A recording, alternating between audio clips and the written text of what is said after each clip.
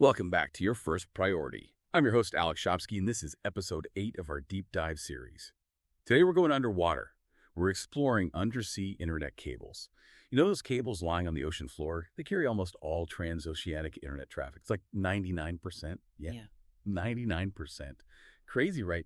That means everything you do online, emails, streaming, even listening to this podcast, relies on those underwater cables. But they aren't just about, like funny cat videos and shopping online. They're vital to the global economy and even national security. To get ready for this deep dive, our team has done a ton of research. And you know what we found? We found a story of evolving threats. For decades, the main danger to the cables was accidental damage. Things like fishing nets getting caught, or anchors, even a curious shark every now and then. But the world's a lot more complex now. So are the threats to this really important infrastructure. So the question is, how has the threat to these cables changed? How did we go from those accidents to something way more strategic, something even malicious? Joining me to explore this is an expert in analyzing complex systems, someone who gets the whole mix of technology and geopolitics and security. Glad to be here. Undersea cables are a great example of something so physically vulnerable, but also so essential to how we live today. Okay, so let's start with some history. These cables didn't just appear with the internet, did they? Oh, not at all. They actually go way back to the mid-1800s, even before the telephone. Can you believe that? The first transatlantic cable, that was laid in 1858. For telegraph communication, it was an amazing accomplishment for the time, but also incredibly fragile, basically copper wires. Coated in gutta percha, it's a natural rubber. Those early cables were always breaking, from rocks or fishing gear or even sea life. So those stories about sharks biting cables, are they true? Well, there have been cases for sure. But for a long time, the biggest problem was accidental damage from, us, fishing activities, anchoring, dredging. Those still cause most of the incidents even today. Wow. I bet those early engineers would be blown away by today's cables. Oh, absolutely. The technology is incredible. Modern cables are super strong. They've got layers of protection, like steel armoring. They can handle huge pressure and the tough conditions down there on the ocean floor. And in shallower water, they even bury the cables to make them even safer. So it sounds like for a long time it was all about protecting them from those kinds of accidents. But as you said, things have changed a lot. What's different about the threats now? Well, the rise of hybrid warfare, that's really changed how we think about security. State and non-state actors are using this mix of tactics, conventional and unconventional, to, get what they want. Undersea cables, most of them are in international waters, where it's not so clear who's in charge. They've become much more vulnerable now. So we're not just talking about fishing boats anymore. No, not at all. We have to think about deliberate sabotage now. Experts and government agencies are really worried about state actors targeting cables. Think about it. Disrupting communications, gathering intel, even causing economic damage. There are lots of serious motives. Okay, this is where it gets interesting. Who are the potential bad guys here? And what do they get out of messing with these cables? Well, there are several actors. They have the ability to target the cables, and they have reasons to do it. Take Russia, for example. They've been more and more active near cable routes. There have been reports of their submarines and spy ships operating really close to these communication lines. Hold on. Tap into communications. Is that even possible with the technology we have today? Well, it's not easy, but sophisticated adversaries, they're always looking for weaknesses.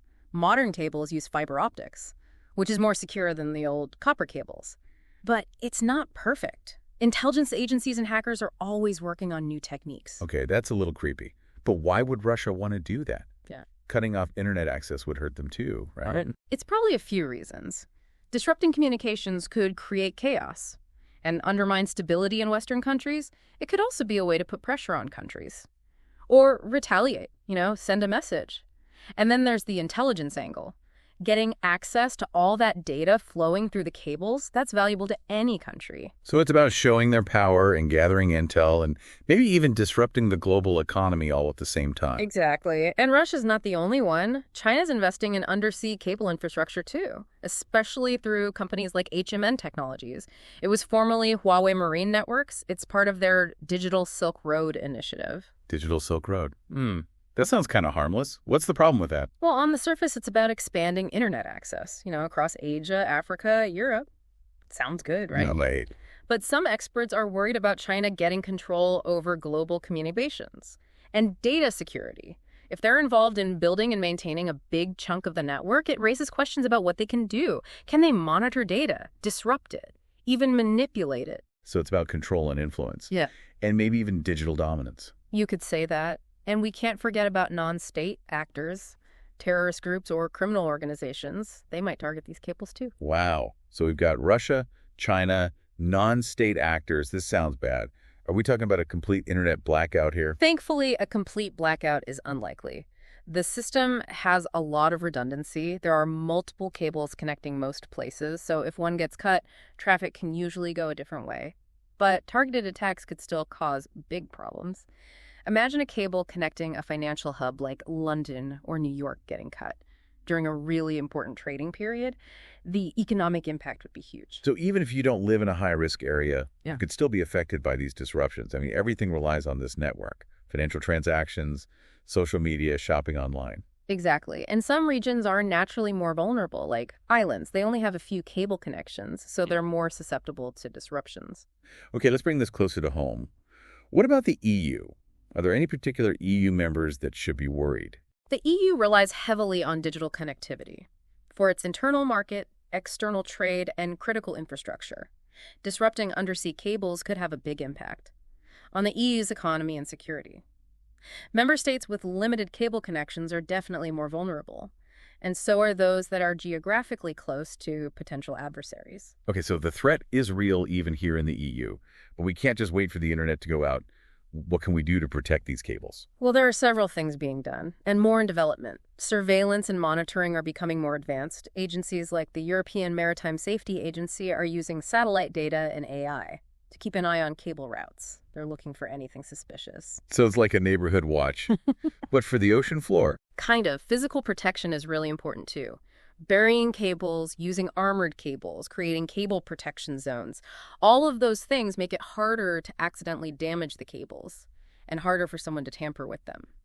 Then there's international cooperation. Countries working together is absolutely crucial to set standards of behavior and to stop malicious activities in international waters. Yeah, because no one owns the ocean, right? It's Yeah. a shared resource. Yeah. So everyone needs to follow the rules. Exactly.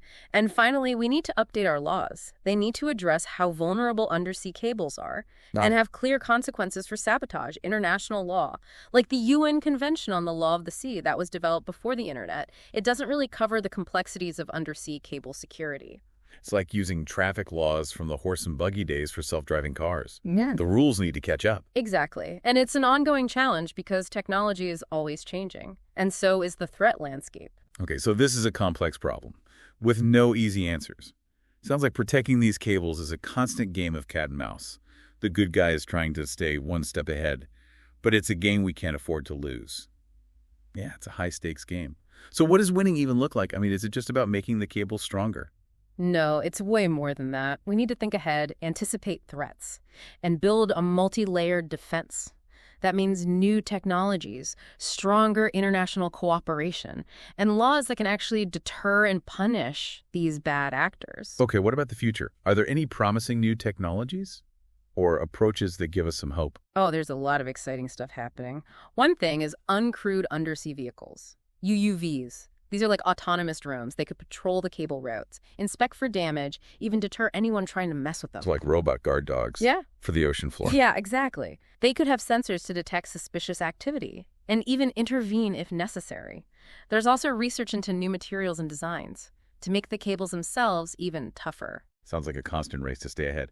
Are countries working together on this? Is there any international cooperation? There is.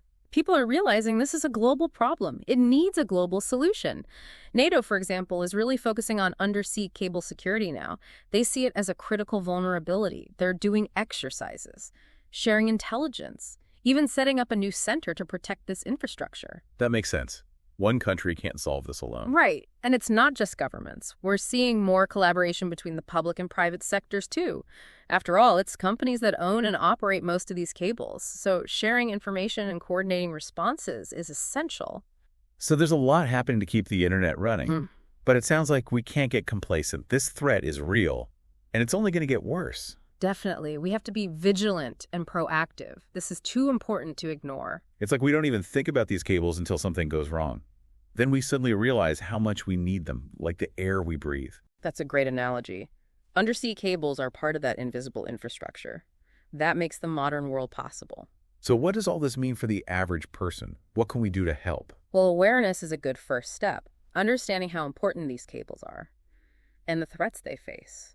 That's key to supporting the right policies and initiatives. So talking about it, talking to our representatives, supporting the organizations working on this, that can actually make a difference. Absolutely.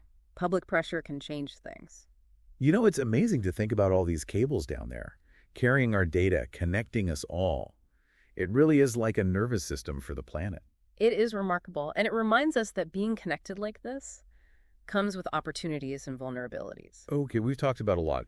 But before we wrap up, I want to go back to something you mentioned, hybrid warfare.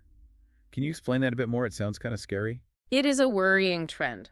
Hybrid warfare means using a mix of tactics: conventional military, unconventional warfare, cyber attacks, disinformation campaigns, economic pressure, all sorts of things.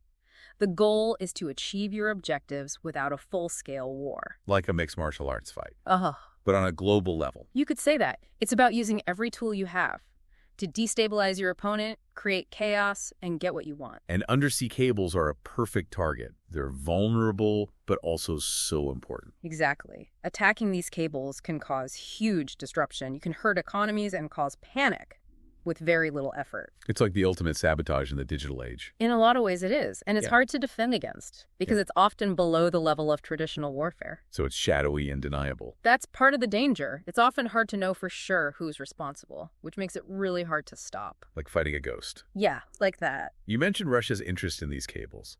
Have there been any specific examples, things that have raised concerns? Yeah, there have been a few incidents. Back in 2015, the U.S. military was really worried about Russian submarines and spy ships operating near undersea cables in the Atlantic and Pacific.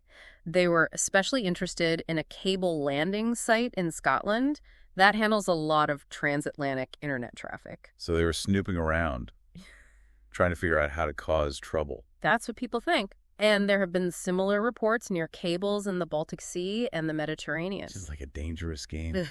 What about China? What are they doing that's worrying people? China's doing something different. They're not just focused on disrupting cables, they're trying to build and control their own undersea cable infrastructure as part of their digital Silk Road. Right, we talked about that. But why is that a problem? Isn't more connectivity a good thing? Well, it can be. But the concern is that China could use this infrastructure to their advantage, maybe even at the expense of other countries. If they control a big part of the global network, it gives them a lot of power. I see. It's like they're building their own internet. It's not that simple. But they are trying to influence the global internet. And undersea cables are a big part of that. So it's a battle for control. Yeah, kinda. And it's happening on a lot of different levels. From protecting the cables themselves to figuring out the international rules and regulations. It's a digital battleground. Yeah. And as you said, this battle is happening on multiple fronts. We're not just protecting these cables from physical attacks. We're also trying to figure out the rules of the game, the international standards and regulations for all this critical infrastructure. Exactly. And that's what makes it so interesting, because we're dealing with the ocean floor, a truly global commons. No one country has control over these cables. So we need a lot of international cooperation to figure out how we're going to behave, share information about threats, and come up with effective responses. It sounds like a big test for how we govern things globally. Can countries really put aside their differences and work together to protect something this important to everyone? It's definitely a challenge. But I think more and more people are realizing how important this is. We're seeing more collaboration now between governments, international organizations, and even the private sector. They own and operate most of these cables, after all. So there's hope. Oh, definitely. I'm actually pretty optimistic. We have the technology, we have the expertise, and increasingly, we have the political will. That's good to hear.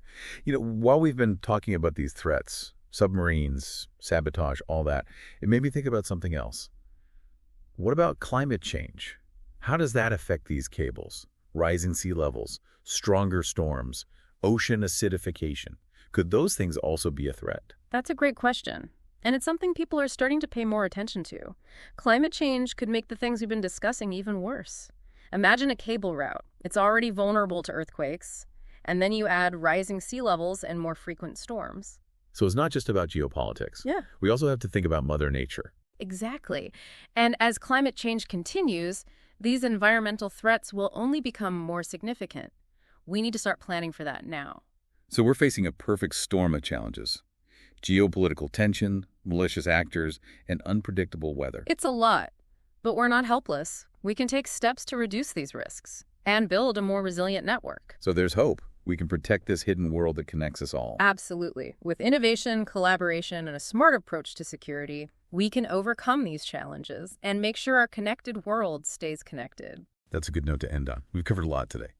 From the history of undersea cables, to the threats they face, to the potential impact of climate change. It's been a fascinating deep dive, a little scary at times. But I've learned a lot. I hope you have too. Before we go, I want to leave you with one last thought, something to think about. As you go about your online life, we've talked about all these threats to the cables. Physical threats, digital threats. But what about us? What about the human element? I mean, in the end, it's people who decide whether to attack, defend, or cooperate when it comes to these cables. So maybe the most important question isn't just how to protect them, but how to create a world where we trust each other, where we cooperate and share responsibility for this crucial infrastructure. Something to think about, right? That's all the time we have for today's deep dive. Thanks for joining us on this journey to the depths of the internet. Keep exploring this topic. There are great resources out there, like the International Cable Protection Committee. They're working to keep undersea cables safe and resilient. Until next time, stay curious, stay connected, and stay informed. This is Alex Shopsky signing off for your first priority. Keep learning, keep growing, and keep diving deep.